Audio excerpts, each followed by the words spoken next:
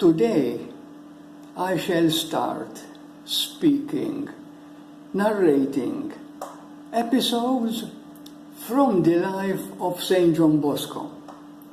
We have heard about St. John Bosco, but there are still some episodes which perhaps they are still unknown to many. John Bosco was born in Becchi. Becchi is a village in the region of Castelnuovo d'Asti. Once it was called Castelnuovo d'Asti. Today it's called Castelnuovo Don Bosco, owing to the marvelous life of Don Bosco and the impact that he had in those regions. Becchi is found more or less about 20 kilometers away from Turin. There, Giovanni Bosco had some friends, and one of his friends was Secondo Matta. His name, this boy, was Secondo, and his surname Matta. And they were friendly together.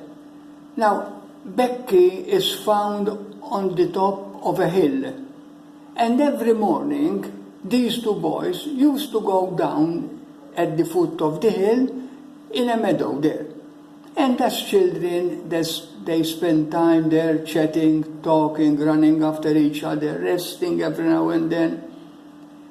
But there is something else about Secondo Matta. Secondo Matta was also a servant of a farmer. As a matter of fact, he used to bring with him, behind him, a cow for some reason, perhaps for grazing or for other or milk or for some other reason. But he did that. But as a boy, a young boy, imagine what kind of work he could have done at that time. And besides this, Secondo Matta and John Bosco were peers of the same age.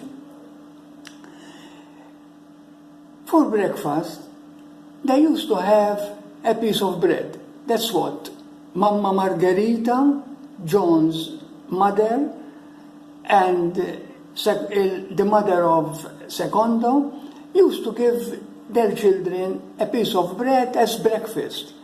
And they somehow at some time in the morning they had it together. They ate it together. Now there was a difference between the bread of John and the bread of Secondo. John's bread was white and Secondo's bread was black. And of course, the white bread was much better than the black bread. But one day,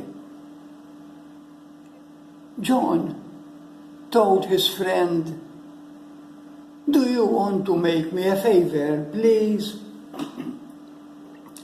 His friend, of course, why not? "What is this favor? Do you want that from today onwards, when we meet and we have breakfast together, we exchange the bread?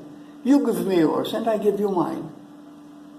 And Secondo was a bit amazed. How come? I mean, your bread is better than mine. But Giovanni told him, "Your bread, the black bread, must be better than mine." And so he agreed. And from that day onwards, they started exchanging their bread. Time passed, and of course, they didn't meet regularly, at least as before, because Secondo had other work and Giovanni had other work and study to do and so on. But Secondo Matta grew, and as a man, he was not a child anymore, as a man realized that Giovanni Bosco wanted to make that exchange not because the black bread was tastier than the white one, but because Giovanni, since his young age, had already a spirit of mortification to love God more.